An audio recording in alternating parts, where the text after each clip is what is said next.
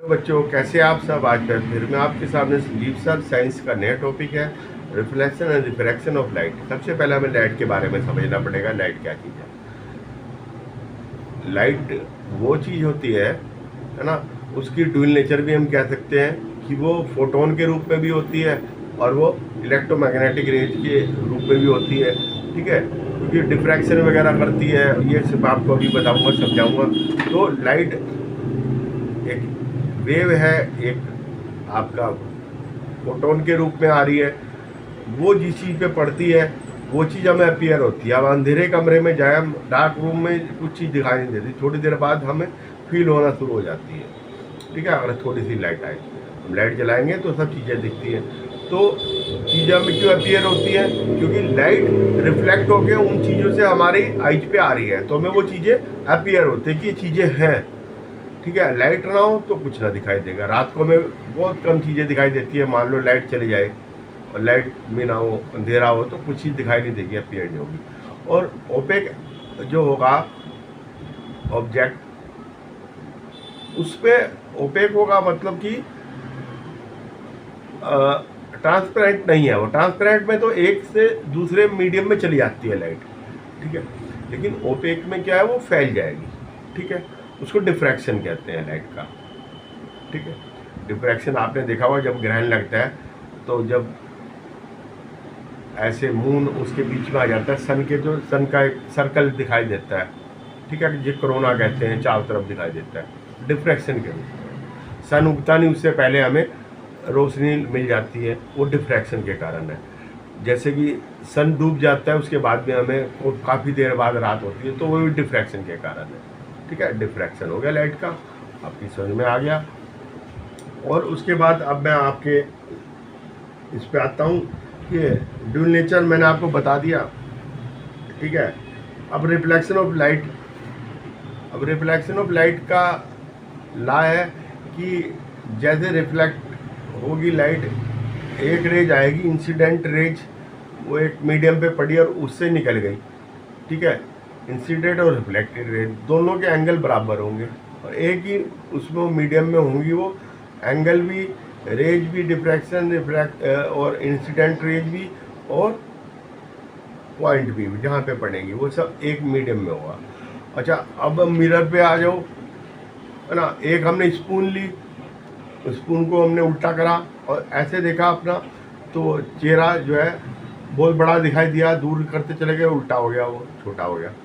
ऐसे ही हमने उसको भी चम्मच को सीधा करा और सीधा करके देखा, तो हमने देखा कि वो चेहरा छोटा नज़र आ रहा है, सीधा नज़र आ रहा है। तो इस तरह से हम देख सकते हैं कि वो भी, उसमें भी दो मीडियम है। ठीक है, एक उभरा हुआ है और एक आपका दबा हुआ है। तो जो लेंस होता है उसके पीछे पॉलिश होती है, ऐसे सर्कल होगा, स्पेरिकल लेंस होगा, उसके पीछे पॉलिश होगी, उसको कॉन्वेक्स लेंस कहते हैं।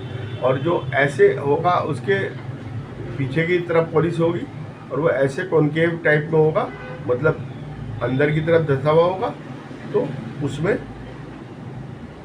ठीक है, पीछे पॉलिश होगी। तो उसमें क्या इमेज जो है, प्लेन मिरर में तो सेम इमेज बनती है, वर्चुअल इमेज बनती है, लेकिन उनमें वर्चुअल भी बन सकती है और वैसी बन सकती है। मान लो एक आपका कॉन्वेक्स मिरर है, कॉन्वेक्स मिरर में हमेशा जो है इमेज इमेजिनरी बनेगी। ठीक है, और कॉनकेव मिरर में रियल बनेगी। ठीक है, तो वो हमने देखना है। उसके पॉइंट जो उसका उसे डायमीटर होता है उसे, और जो उसका सर्कल का जो सेंटर होता है उसको रेडियस कहते हैं, सेंटर ऑफ कर्वेचर कहते हैं। अच्छा, मान लो कि लेंस है, एक हमने एक लेंस लिया कॉनकेव, वो मिरर लिया कॉनकेव, हमने देखा जहाँ पे वो सारी रेज जाके मिलती है, क्योंकि जो भी रेज आएगी आपकी एक लाइन में आएंगी। मान लो इनफाइनाइट से आ रही है तो पैरेलल आएंगी, तो वो एक पॉइंट पे जाके मिल जाएगी। जिस पॉइंट पे मिलेगी हम देखेंगे, वहाँ हमने कागज़ रखा तो थोड़ी देर बाद वो जल जाएगा। तो जल जाएगा तो वो क्या है कि वहाँ पर फोकस है, वहाँ सारी आके मिल रही है। मिल रही है ना सारी की सारी, तो सारी अपना असर वहाँ पे दिखा रही है, तो उस पॉइंट को फोकस कहते हैं। सेंटर ऑफ कर्वेचर और फोकस में क्या हुआ है, centre of curvature is equal to the 2 times of the focus. Understand? अब मैं आपको समझा देता हूँ थोड़ा सा इसके बारे में, ठीक है। और ये कोई रटने वाला नहीं है। अगर लाइट एक मीडियम से दूसरे मीडियम में है तो उसे रिफ्रैक्शन कहते हैं, और एक मीडियम से उसी मीडियम में वापस आए तो रिफ्लेक्शन कहते हैं, ठीक है। डिफ्रैक्शन मैंने आपको बताया है, ओपेक अगर हो ऑब्जेक्ट तो डिफ्रैक्शन होता है। अब ये ऑब्जेक्ट ये दो तरह के होते हैं, luminous non luminous, luminous non luminous. Luminous जो लाइट इमिट करता है और ये लाइट रिफ्लेक्ट करता है, ठीक है। लाइट रिफ्लेक्ट करेगा हमें जब ही पता चलेगा। दो तरह के हो गए, लुमिनस एक नॉन लुमिनस, ठीक है। अच्छा, ट्रांसपेरेंट मीडियम है तो उससे लाइट पार हो जाती है। लाइट की ड्यूअल नेचर है ना, वेव नेचर भी है क्योंकि ये डिफ्रैक्शन होता है। ओपेक मीडियम, ठीक है। मान लो ये है, हमने ये लाइट यहाँ से डाली, यहाँ तो रुक गई लाइट, ये ओपेक है, और यहाँ पर ये ऐसे हो जाएगी, फैल जाएगी, तो ये लाइट फैल गई, तो ये ओपेक में होगी डिफ्रैक्शन। इसको डिफ्रैक्शन कहते हैं। नेचर वेव और एक है फोटोन पार्टिकल्स। 20वीं सेंचुरी तक तो वेव ही कहा था, उसके बाद में हमने पार्टिकल्स भी कहना शुरू कर दिया था। पार्टिकल के रूप में आती है, तो ड्यूल नेचर है उसमें। इलेक्ट्रोमैग्नेटिक वो भी होती है, उसमें सब कुछ होता है, तो ड्यूल नेचर है, ठीक है। तो ये हो गया रिफ्लेक्शन, ठीक है। एक लाइन में चलती है वेव की तरह, तो reflection of light. Highly polish surface को क्या कहेंगे, जो हाईली पॉलिश सरफेस को कहेंगे मिरर, ठीक है। एक ये हो गया आपका प्लेन मिरर, एक ये आपका हो गया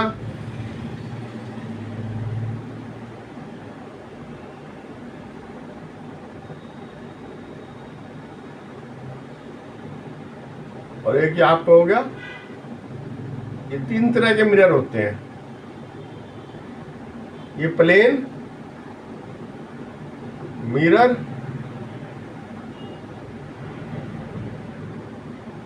कॉनकेव मिरर, कॉन्वेक्स मिरर। इसमें जो है ये देखिए तीनों में अंतर, ठीक है। अब जो है जहां पे ये रेज इकट्ठी होती है, ये पैरेलल रेज आई, ये इकट्ठी हुई, ये पैरेलल आई, ये गई, तो इसको इसकी फोकस कहेंगे, ठीक है। और ये जो पॉइंट है, ये जो ये है, इसको कहेंगे प्रिंसिपल एक्सिस, ठीक है। और ये पॉइंट को भी कहेंगे पोल, ठीक है। और इसका जो कर्वेचर है, इसका मतलब ये पूरा ये एफ हो गया, सॉरी ये एफ हो गया, और ये इसका जो ये है कर्वेचर, मतलब ये जो कर्वेचर है इसको कहेंगे सी। ये प्रिंसिपल एक्सिस हो गया, ये सी हो गया, ये एफ हो गया, ठीक है। दोनों मिरर के मैं आपको हाथ के हाथ समझा रहा हूँ, स्पेरिकल मिरर है ये दोनों स्पेरिकल मिरर है। स्पेरिकल मतलब गोल, ठीक है। तो ये फोकस इसका इधर होगा, इसका इन फ्रंट में होगा, ठीक है। कॉनकेव का इन फ्रंट में फोकस होगा, इसका इधर होगा। इस पे रेज आएंगी, इस पे रेज आएंगी, है ना, रेज आई और रेज ऐसे चली जाएंगी फोकस में से, ठीक है। रेज आई और ये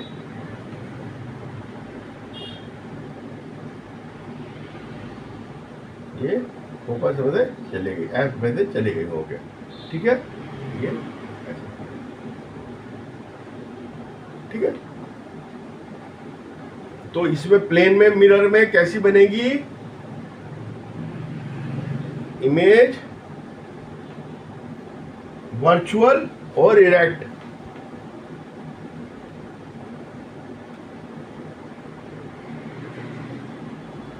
इसमें कैसी बनेगी, इसमें भी इरेक्ट बनेगी,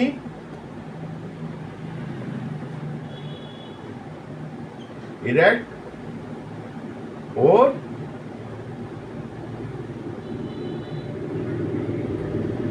रियल। इसमें वर्चुअल और वो मैं आपको बाद में बता दूंगा, उल्टी बनेगी, ठीक है। तो जिधर पॉलिश होती है और उसके दूसरी साइड को रिफ्लेक्टिंग सरफेस कहते हैं इसकी। ये रिफ्लेक्टिंग सरफेस हुई, इसकी इधर है, इसकी इधर है, ठीक है। तो सेंटर ऑफ कर्वेचर ये हो गया, और जो इसकी डायमीटर होगी, ये डायमीटर, जो डायमीटर है, डायमीटर को हम कहते हैं इसका स्फीयर का जो डायमीटर होगी उसको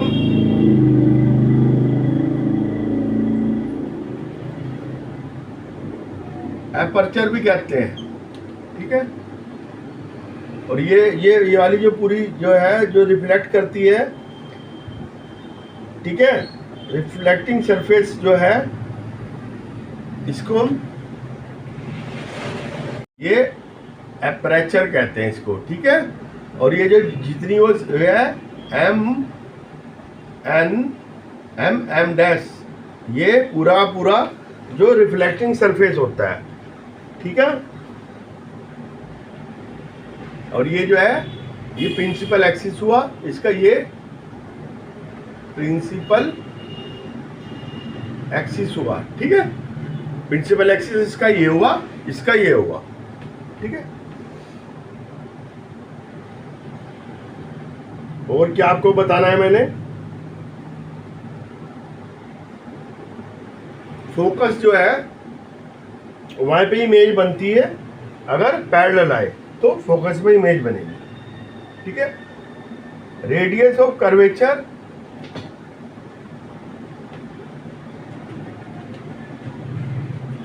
radius of curvature is equal to 2f, ठीक है। 2f के बराबर होती है 2 गुना फोकल लेंथ, ठीक है। The radius of curvature is found to be equal to the twice of the focal length, ठीक है। तो r is equal to 2f, ठीक है।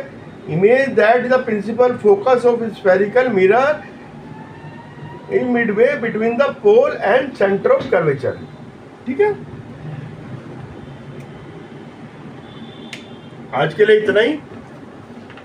मेरे साथ मेरे चैनल पे बने रहना, सब्सक्राइब करना, लाइक करना। इस तरह से मैं आपको पढ़ाता रहूँगा। जो आपकी प्रॉब्लम होगी आप नीचे कमेंट बॉक्स में जाकर कमेंट कर सकते हैं। ओके।